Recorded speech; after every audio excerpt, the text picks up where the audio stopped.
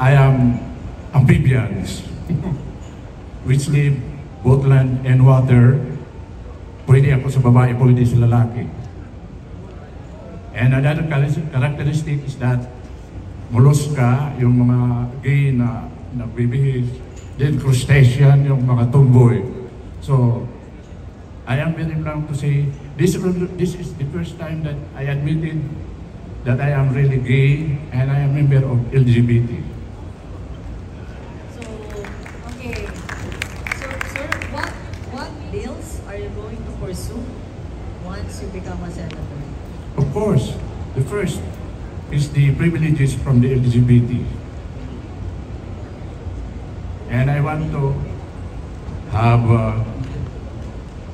ordinances or law concerning the priorities of the Manobo tribe, the natives of Agusan del Sur. In fact, in addition